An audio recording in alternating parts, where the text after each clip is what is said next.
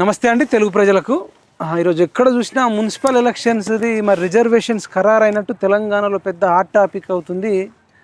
అదేవిధంగా కవిత ఎప్పుడు హాట్ టాపికే. మరి హరీష్ రావును ఒక గుంటనక్కగా అభివర్ణిస్తూ ఇంకా అనేక విషయాలు మాట్లాడింది. అసలు అసెంబ్లీని వాకౌట్ చేయడం పెద్ద తప్పు, ప్రజా సమస్యలు మాట్లాడాలని చెప్పేసి కవిత ప్రతిపక్ష పాత్ర పోషిస్తుంది, అది బీఆర్ఎస్కు.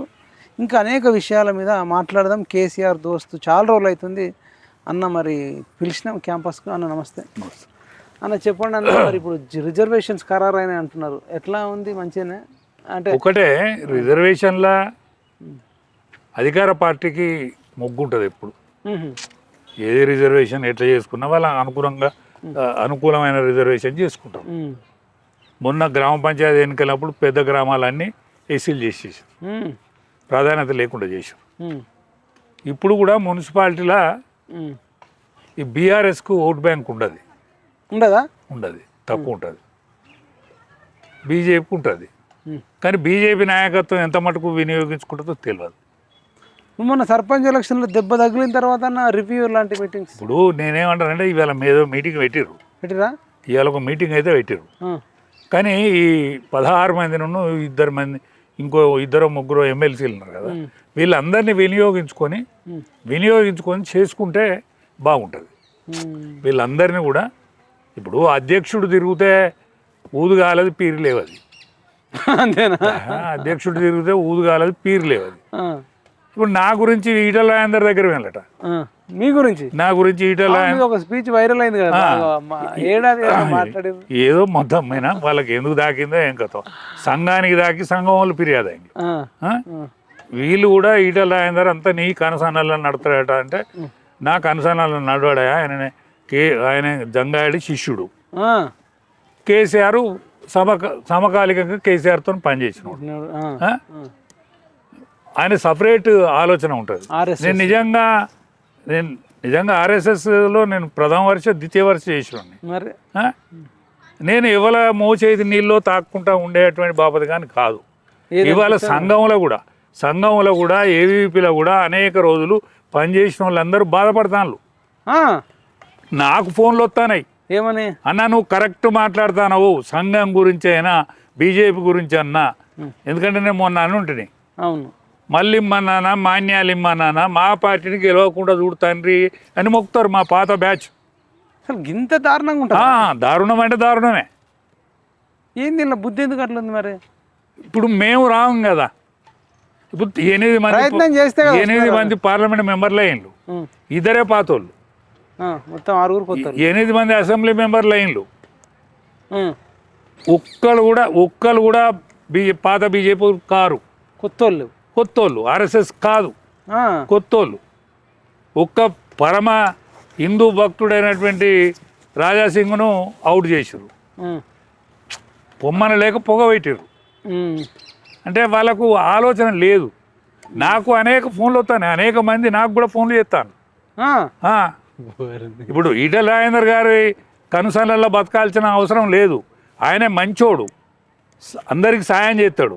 నాకు కూడా హార్ట్ ఆపరేషన్ చేయించాడు, నాకు సర్జరీ చేయించాడు. అప్పుడు నాకు కొడుకు లేకుండే, ఎవరు లేకుండే, 4.5 లక్షలు పెట్టి చేయించాడు. నా అటువంటి వాళ్ళు ఎంతోమందికి చేయిస్తాడు ఆయన. ఈటల రాజేందర్ అన్న ఎంతోమంది ఫీజులు కడతాడు, ఎంతోమందికి ఇటువంటి ఆపద కాలంలో అక్కరకొస్తాడు. మరి నేను కూడా ఈటల రాజేందర్ చెప్పినట్టు ఆయన అంటే నాకు ఇష్టం, కానీ ఆయన కనుసనల మెదులు కూడా కరెక్ట్ కాదు. నేను ఆయన కనుసనల మెదిలే వ్యక్తిని కాదు. నేను జంగాడి శిష్యుడిని, కేసీఆర్తో నేను మెదిలినోని. ఉద్యమంలో 10,000 బహిరంగ సభలు మాట్లాడినాను. 10,000 150 మంది నుంచి మొదలుకుంటే 1,50,000, 2,50,000, 3 లక్షల మంది మీటింగ్లలో నేను రాసిరు. అప్పట్లో పేపర్లో మరి మీరు రాసింది బ్రహ్మాండంగా రాసిండ్రు. నన్ను అందరు ఫోన్లు చేస్తారు. అరే నాకు రోజు 100 ఫోన్లు వస్తాయా? 100 ఫోన్లు వస్తాయి. తిరుపతోడు ఫోన్ చేస్తాను నాకు, అన్నా నీ వీడియోని చూస్తా, నీ ఫాలో అవుతా అని. పెళ్ళిళ్ళ కాడ నాతో ఫోటోలు దిగుతారు. ఇది నాకు ఈ పాత్ర చాలు కదా. సావు కాడిపోయినా కూడా లేడీస్ వచ్చి నాతో మాట్లాడతారు, ఎప్పటికి మీది చూస్తాం అంకుల్ అని చెప్తారు. ఇది చాలనుకుంటాను నేను, ఇంకేమనేది లేదు. బీజేపీ ముఖ్యమంత్రి కావాలనుకుంటాను నేను. ఎవరన్నా ఒక బీజేపీ ముఖ్యమంత్రిని అలా బీసీ ముఖ్యమంత్రిని చూడాలని అనుకుంటాను తప్ప అంతకంటే ఏం ఆశ లేదు. చేస్తారా మరి? మీకు ఇస్తే చేస్తారా? మీరు కూడా బీసీ కదా. అరే నాకు ఇస్తే చేస్తా, నాకేదైనా పెత్తనం ముందర పెడితే ఏ బాధ్యత ఇచ్చినా చేసి తీరుతా. ఒక మున్సిపాలిటీని అప్పచెప్పాను, కఠినమైన మున్సిపాలిటీని, అస్సలే ఓడిపోతామనే మున్సిపాలిటీని అప్పచెప్పాను. బీజేపీ స్టార్ క్యాంపెయినర్ ఇస్తే తీసుకుంటారా? నాకు అస్సలే గెలవమనే మున్సిపాలిటీని అప్పచెప్పాను. రూపాయి అడుగా, వట్టి రూపాయి అడుగా ఛాలెంజ్ చేస్తాను. రామచంద్రరావు గారు, మీకు కనుక నా మీద, మనం ఇద్దరం సమకాలికమే. నేను బీజేపీలో యాక్టివ్, నువ్వు ఏబీపీలో యాక్టివ్, నువ్వు బాపని దొరవు. కాబట్టి నీకు మీద లింకు దొరికింది. నిన్ను తీసి పారేసి తీస్తే నువ్వు అధ్యక్షుని పోయినావు. నువ్వు ఏ ఊరికి పోయినావు? అధ్యక్షుని అయినా ఏదైనా ఊరికి పోయినావు, ఏదైనా పల్లె పోయినావు, యాడికి పోయినావు నువ్వు? ఎక్కడ పోయినావు? రాలే మీ వరంగల్కు? ఎట్లా వస్తాడు? మేడాన సమక్క వస్తాడు, పాతోని బిలువడా, కొత్తోని రాడా? ఎట్లా అవుతుంది? ఓగనుకు కూడా ఎరకలేదా? ఎట్లయితుంది? ఇవాళ మున్సిపాలిటీలో కనుక నువ్వు ఫెయిల్ అయితే నువ్వు రాజీనామా పెట్టాలి. నీకు ధైర్యం ఉంటే ఫెయిల్ అయితే రాజీనామా పెట్టాలి. ఇక నువ్వు అక్కరావు. ఛాలెంజ్ విసురుతారు, ఖచ్చితంగా ఛాలెంజ్. నువ్వు అక్కడికత్తావు, నువ్వు ఛాలెంజ్గా తీసుకొని గెలిపిస్తావు, హీరోవు నువ్వు. లేకపోతే నువ్వు జీరో.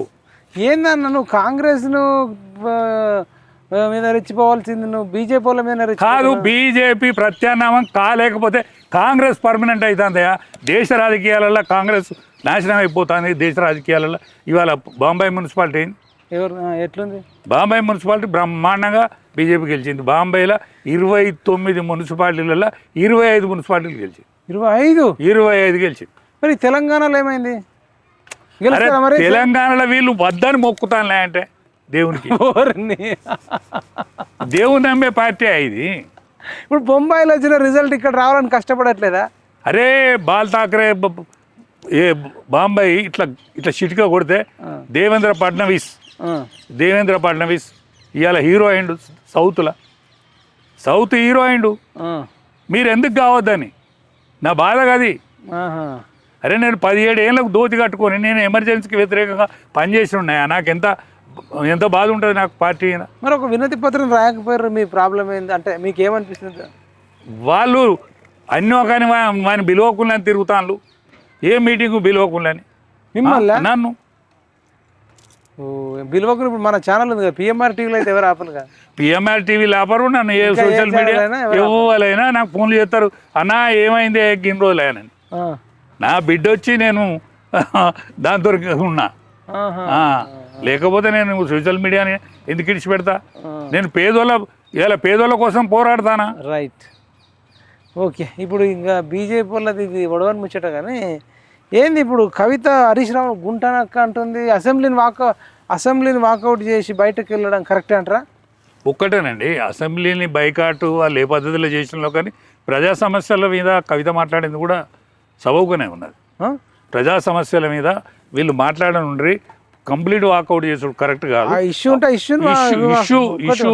ఇష్యూకు వాకౌట్ చేసి అట్లనే ఉండి సాధించారుండే అనేది ఆమె చెప్పింది. దాంట్లో వాస్తవం ఉన్నది. చాలా సమస్యలు ఇప్పుడు అవి ఆన్ రికార్డ్ ఉంటుండే, చరిత్రలో మిగిలిపోతుండే. కరెక్టే, అందులో మాత్రం అబద్ధం లేదు, అందులో కొంత వాస్తవం ఉన్నది.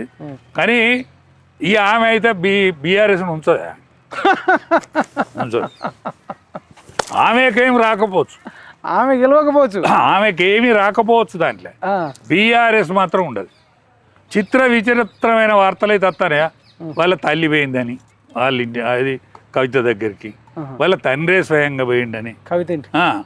ఇవన్నీ వార్తలు వస్తానే, నిజమేంతో తెలియదు. కానీ ఇక ఆమె తిడుతూనే ఉండే, మళ్ళీ వైరల్ అవుతున్నాయి బాగా మీ వీడియో. అరే రోజు ఇట్లా చూస్తే కవిత, అంటే బీఆర్ఎస్ పతనానికి మాత్రం ఇక కంకణం కట్టుకున్నట్టే. ఎందుకు ఆమెకు అంత కసి అంటే ఇప్పుడు ప్రేమ, ఇప్పుడు తల్లి ఇల్లాలు ఇల్లాలు, సోదరి, బిడ్డ, ఈ అన్ని పాత్రలు వహించేది స్త్రీ పాత్ర. అత్త ఇన్ని పాత్రలు వహించేది స్త్రీ పాత్ర. ఇక మంట పుడితే ఉగ్ర రూపం కూడా ఇదే పాత్ర. ఉగ్ర రూపం కూడా ఇదే పాత్ర. ఇప్పుడు శూర్పణఖ తలుచుకుంటే లంక నాశనం అయిపోయింది. ఎట్లా అది లంక? ఇప్పుడు ఇప్పుడు ఆమె భర్తను చంపిండు రావణాసురుడు. ఎవరు భర్తను? శూర్పణఖ భర్తను రావణాసురుడు చంపాడు. ఎందుకు? వాడు మహాబలవంతుడు, వాడు వినడు. వాడు రావణాసురుడికి వినడు. వాడు కింది లోకంలో ఉంటే పోయి చంపాడు.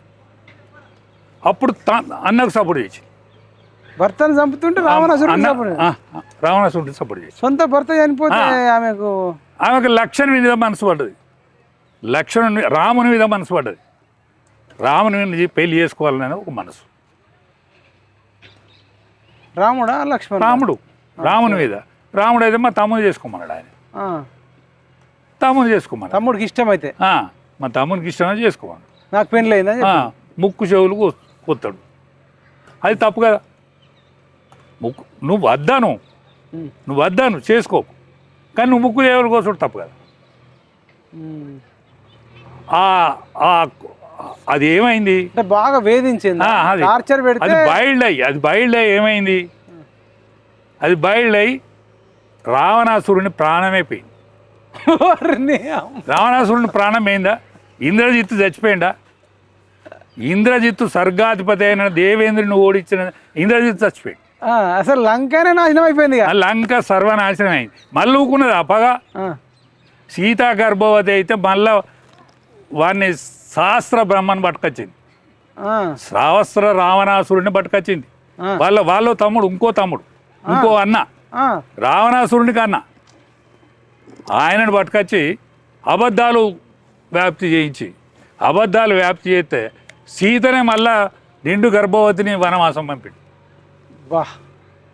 అంటే ఒక స్త్రీ కోపం, స్త్రీకి గనక కోపం వస్తే రాజ్యాలే కూలిపోతాయి, కాలిపోతాయి. ఇప్పుడు మరి ఆమెకు ఏమైనా నచ్చిందా? ఆమె ఇప్పటిదాకా ఏం సాధించింది? రావణాసురుడికి శూర్పణఖకి ఏం రాకున్నా కూడా రావణాసురుని రాజ్యం నాశనం అయిపోయింది. రాముడు నిమ్మలంగా లేకుంటాడు.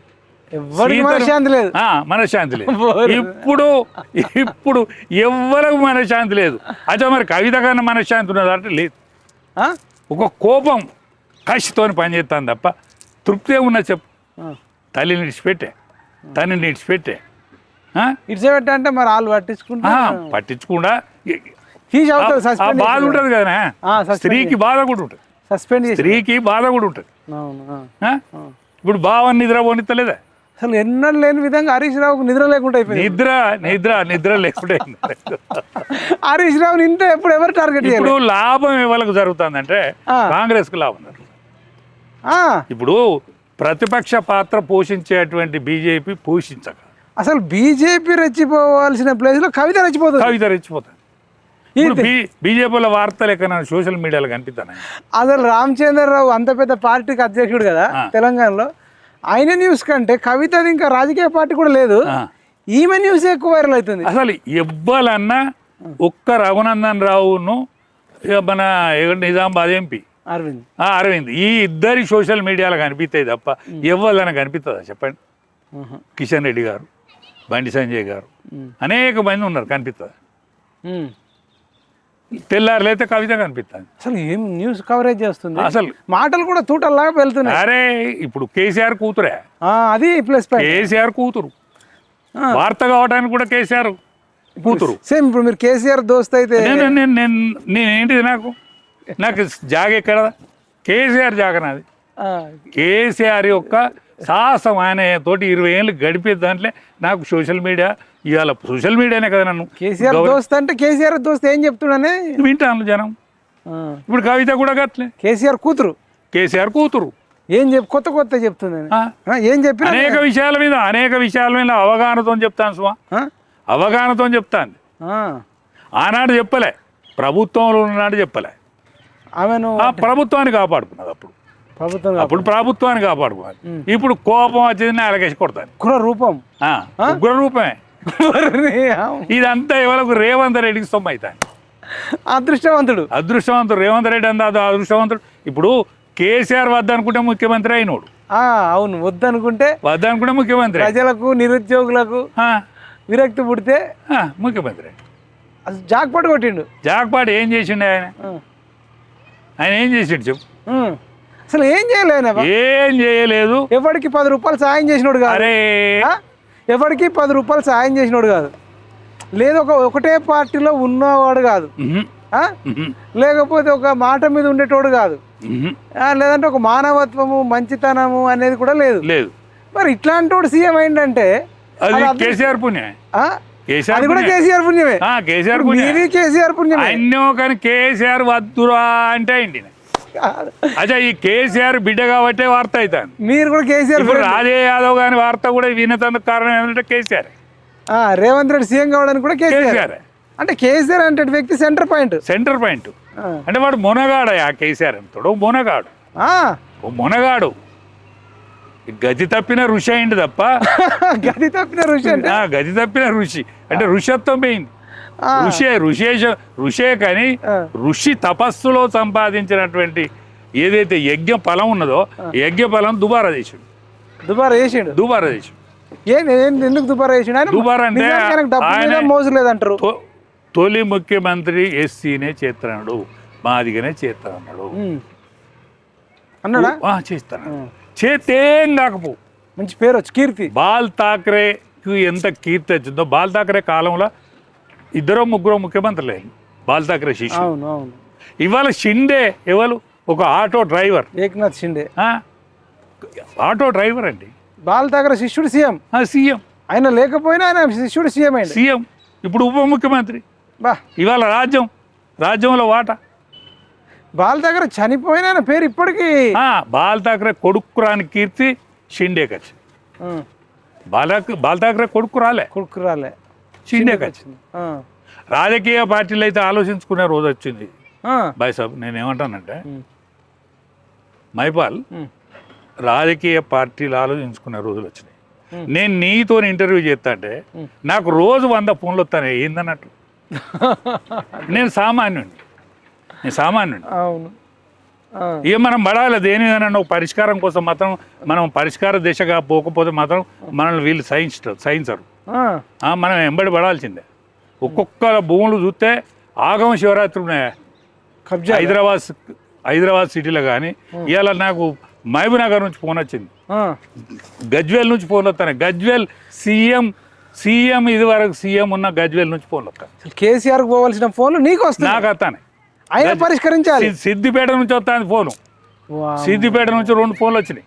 వాళ్ళు పరిష్కరించాలి. నేను హరీష్ అన్న దగ్గర పోవాయని చెప్తాను నేను. అరే ఎక్కడెక్కడ నల్గొండ ఎన్ని కేసులు, ఆదిలాబాద్ అనేక విషయాలు ఫోన్లు వస్తాయి. భూమి కబ్జాలు, కాగితాలు సరిగ్గా లేకపోవడు, పోలీసు వాళ్ళు ఆగం చేసుడు, ఇవన్నీ. మరి కేసీఆర్ ఉన్నప్పుడే 10 ఏళ్ళలో ఏం సెట్ చేయలే? ఏం చేసిండు మరి? ఏం చేయలే. గజ్వేల్ నుంచి ఎందుకు ఫోన్ వస్తా చెప్పు? ఆయన నియోజకవర్గం ఇయ్యాల. ఆయన నియోజకవర్గం కాదు.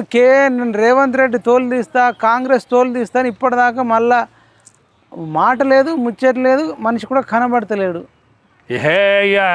ఆయన లోతులో బయటపోయింది. ఆయన ఈ కుటుంబ కలహాలు, ఆరోగ్య పరిస్థితి, ఇవన్నీ ఆయనతో కాదు పోరాటం. తోలు తీస్తాను ఎందుకన్నాడు? పోరాటం ఏ వాటి నోడు అది పాత నుడుగా ఇదివరకు వాడలేదా పదజాలం అన్నాడు కానీ మళ్ళీ తెల్లారి నుంచి అసలు యాక్టివిటీ లేదు. సంతకం చేసిపోయింది అంతే.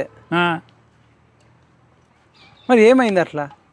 ప్రజలంటే ఇంట్రెస్ట్ లేదా? ఆయనతో కాదే మైపాల్. ఇక ఆయనతో కాదు, కేసీఆర్తో కాదు. అంటే రీజన్ ఏంది? ఆయనకి చేత కాకుండా అయిపోయింది. కుటుంబ కలహాలు,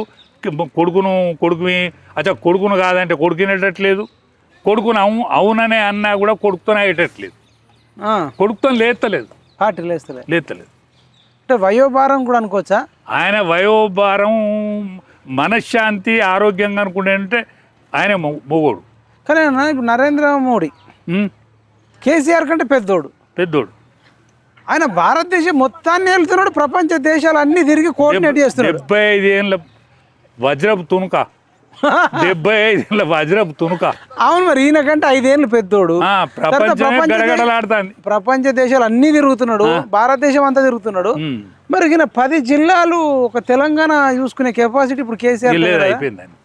ఆయన పని అయిపోయింది. ఈ రామనం కాంతలేదు. కేటీఆర్ అనే పేరు రీజన్ ఏంది మరి? ఇప్పుడు నరేంద్ర మోడీకి దేశాన్నే పరిపాలిస్తుండు కదా, ఈయన కనీసం 10 జిల్లాలు, very small state in the country, ఒక 4 కోట్ల జనాభా, ఆయన 140 కోట్ల జనాభా పరిపాలిస్తున్నాడు. ఆయన కేసీఆర్ కంటే ఏజ్లో పెద్దోడు. మరి ఈయన వయసులో చిన్నోడు కేసీఆర్, జస్ట్ 4 కోట్ల జనాభాను కూడా పరిపాలించే బ్రెయిన్. కానీ ప్రహ్లాద్ ఉన్నా లేకపోతే ఇంకెవరో రాజు ఉన్నాడు, ఒక రాజు. ఆయనను ఒక ఇంద్రుడా లేక ఒక మహర్షి వచ్చి అడిగిండు, ఒక ఋషి దానం అడిగిండు. ఏం కావాలంటే దానం అడిగిండు. నీ శీలం కావాలంట, నీ శీలం నాకు దానం అది ఎట్లా ఇస్తారు? ఇచ్చిండు. ఇచ్చిన కాడ ఏంటనే ధనం ఏమన్నదంటే, ఆయన దగ్గర ఉన్న ధనం, నేను శీలం కోల్పోయిన మనిషి దగ్గర ఉంటాను, ధనం వెళ్ళిపోయింది. శీలం వెళ్ళిపోయింది. శీలం లేని మనిషి దగ్గర నేను ఉండనని ధైర్యం వెళ్ళిపోయింది. ధనం వెళ్ళిపోయింది, ధైర్యం వెళ్ళిపోయింది. సరస్వతి, నీ శీలం లేని కాడ నేను ఉండా, విజ్ఞానం అది వెళ్ళిపోయింది. అంటే కేసీఆర్ అని తోడు శీలం కోల్పోయాడు. ఫస్ట్ కేసీఆర్ శీలం కోల్పోయాడు. అంటే శీలం అంటే ఇక్కడ వ్యక్తిత్వం అంటే ఆయన దళితున్నే ముఖ్యమంత్రి చేస్తా అన్నాడు. చేతేం కాకపో, ఆయన చేతేం కాకపో, ఒకసారి నా కుటుంబ పరివారాన్ని తీసుకురాను అన్నాడు. తీసుకొచ్చి కనీసం ఒక ఫస్ట్ 5 ఏళ్ళు మంచిగుండేమో దళితుని నా కుటుంబాన్ని తీసుకురా అన్నాడు. తీసుకొచ్చే వరకు ఇక సర్వనాశనమైంది. ఉద్యమకారుల ఉసురు తగిలింది బాగా. ఉద్యమకారులు అందరూ ఏడ్చుకుంటూనే పోయింది. అందరూ ఏడ్చుకుంటూనే పోయింది. సాపిచ్చి మనబోసుకుంటే పోయింది. ఏడ్చుకుంటూ పోయింది ఉద్యమకారులు కూడా. సాపిచ్చిండా ఈటల రాజేందర్? సాపిచ్చిండా? ఛాలెంజ్ చేసి జమునక్క చాలిచ్చింది. జమునక్క తెల్లారి పిల్లలు వీళ్ళందరూ కలుతామని పేర్లు కలవలే ఆయన. ఇంత జరుగుతుంది కలిసి మాట్లాడుకుందాం మమ్మల్ని అంటే వాళ్ళు పిల్లలు రాజేంద్రన్న పిల్లలు పెదనాన్న అని పెదవాపు అని చూసేది అన్నట్టు ఉండేది. మనం మాట్లాడుకుందాం, మీ మనుషులం, మీ ఫ్యామిలీ, మీ అభిమానులం అని చెప్పచ్చు. సమయం ఇవ్వలే. అంత కర్కశుడా? అయితే నేను అర్ధరాత్రి దానికి గడిపిన 20 ఏళ్ళు ఆయనతో సాహసం చేసిన. నేను అనేక సార్లు ట్రై చేసిన, నన్ను చెప్పనియలే. నువ్వు తప్పు చేస్తాను అని చెప్పిన. నువ్వు తప్పు చేస్తానవు కేసీఆర్కు నువ్వు తప్పు చేస్తాను అని చెప్పిన. ఈటలన్న విషయంలో చెప్పిన, అనేక మంది విషయంలో చెప్పిన. ఇప్పుడు డి శ్రీనివాసును మన రాజ్యసభ పంపుతానప్పుడు చెప్పిన. ఇప్పుడు మన సంతోష్ రెడ్డిని పంపుతానప్పుడు చెప్పిన. వాళ్ళు వద్దు ఉద్యమకారులకి ఎవ్వరికన్నీ నాకీయకు. కేకే గురించి పోయి చెప్పిన వద్దని. నీకేమైనా సాయం చేస్తే మనకు ఉద్యమ టైంలో, మనకు తెలంగాణ ఇచ్చే టైంలో వీళ్ళందరూ ఏమైనా సాయం చేస్తే కానీ వాళ్ళందరూ ఎక్కడన్నా తీయాలా? వాళ్ళు స్వర్గస్థులైళ్ళు. కేకే పోయి అక్కడ కాంగ్రెస్లో పోయాడు. ఆయన బిడ్డను మేయర్ చేస్తే, శ్రీహరి సాబ్ను తీసుకొచ్చి ఉప ముఖ్యమంత్రి రాజన్న బీకేసి ఆయన చేతివి. ఆయన కాంగ్రెస్కి పోయాడు. దానం నాగేందర్ని తీసుకొస్తే పోచారం శ్రీనివాసరెడ్డిని తెస్తే ఆయన ఇట్లా చెప్పుకుంటూ పోతే చాలా గుత్తా చుకేందర్ రెడ్డి మనసు అక్కడ, ఇట్లా యాక్షన్ ఇక్కడ. అందుకనే శీలం లేని కాడ ఏది ఉండదా? ఇప్పుడు కవిత కూడా ఇంట్లో నుంచి పోయిందంటే ఏదన్నట్టు అది.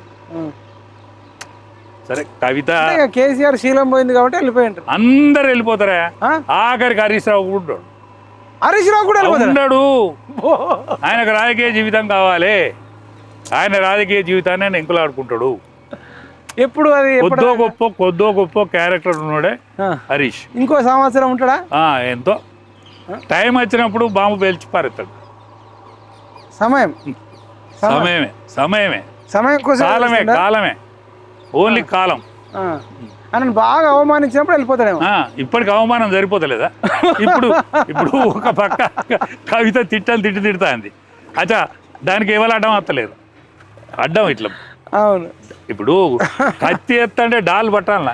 అవును, కేటీఆర్ కౌంటర్ ఇస్తలే, కేసీఆర్ ఇస్తలే, సంతోష్ రావు ఇస్తలే, ఎవరు ఇస్తలేరు. వేసుకో మా అదేం పోయింది. ఏడి నెగలు కూడా ఎక్కడ పాడైపోయినాయి అని ఈ సచిన పీనుగా భాష్యంగానికి నేనే భాష్యం కడతానికి కేటీఆర్ తయారు. ఇప్పుడు రాష్ట్రంలో కిలాడి నెంబర్ 1 అంటే ఎవరు అంటారు? రేవంత్ రెడ్డి. అంతేనా? రేవంత్ రెడ్డి ఎట్లా?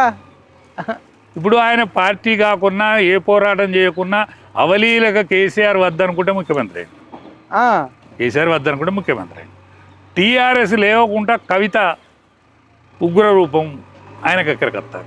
ఆయన ఎగెత్తాండా లేకపోతే ఆమె ఎగిసిపడి ఆమెకుండే కోపమో లేకపోతే ఆమె చేస్తుందా అది వేరే ముచ్చట. మొత్తం మీద లాభం మాత్రం దేశంలో ఒక వెలిగే పార్టీ ఇవాళ ఏదంటే బీజేపీ. ఇక్కడ వెలుగకపోవుడు కూడా ఆయనకు అక్కడికి వస్తారు. ఈ తెలంగాణలో రామచంద్రరావుకి ఇవ్వడం కూడా ప్లేస్ అంటే అదృష్టం ఆయనకు అన్ని విధాల భారతదేశంలో అదృష్టవంతుడని ఇవ్వలే అంటే నరేంద్ర మోడీ తర్వాత ఈయన రేవంత్ రెడ్డి. అచ్చా నరేంద్ర మోడీ కష్టపడి ఈయన కష్టపడక. ఇప్పుడు కవిత తలిగింది బీఆర్ఎస్, రామచంద్రరావు తలిగిండు బీజేపీకి. ఏం కావాలి అంటే బీజేపీని ఆయన ఒక్కడు చాలు అంటారు. ఆయన ఒక్కడు చాలు. కవితనేమో బీఆర్ఎస్ కాదని చేయడం అంతే. ఇక కాంగ్రెస్ సేఫ్ జోన్ లో కాంగ్రెస్ ఇంత వ్యతిరేకత యావత్ భారతదేశంలో. కర్ణాటకలో నిద్రపోతలేరు, ఇక్కడ కర్ణాటకలో నిద్రపోతలేరు కాంగ్రెస్ వాళ్ళు, కానీ ఇక్కడ మంచిగా హాయిగా నిద్రపోతాడు ఇక్కడ రేవంత్ రెడ్డి. అచ్చా ఏం పని చేయకపోయినా రైతులకు ఇబ్బందులున్నా, నిరుద్యోగులు ఇబ్బంది పడతా ఉన్నా, హామీలు ఇచ్చిన ఒక హామీ నెరవేరకపోయినా ఒక బస్సు తప్ప ఆ బస్సు కూడా బంద్ అవుతాను. ఆ బస్సు కూడా బంద్ చేయాలనుకుంటాను. పిల్లలకు ఉద్యోగాలు లేకపోయినా అవును నిమ్మలంగా నిద్రపోయేతోడు ఎవరంటే రేవంత్ రెడ్డి. అదృష్టము. మళ్ళా ఆ కాంగ్రెస్ లో కూడా అందరికంటే జూనియర్ మొన్న కాంగ్రెస్ పార్టీ కాదు కాంగ్రెస్ పార్టీ కాదు. సోనియా గాంధీ తిట్టినోడే, సోనియా గాంధీని తిట్టినోడే, రాహుల్ గాంధీ తిట్టినోడే, తెలుగుదేశంకి ఆయన. ఇంత అదృష్టం ఏంటన్నా? చంద్రబాబు కూడా అదృష్టము. అసలు మొన్న కూడా జూబ్లీ హిల్స్ లో చిన్న శ్రీశైలం అన్న ముఖం చూసి విన్నారు. అది కూడా అదృష్టమే. అదృష్టం ఆయనకి. అది ఓడిపోయింది వేరే క్యాండిడేట్కి ఇస్తే కీర్తి ఆయనకే. ఇది ఇట్లుంది రేవంత్ రెడ్డి. ఇప్పుడైతే మహర్దశ నడుస్తుంది.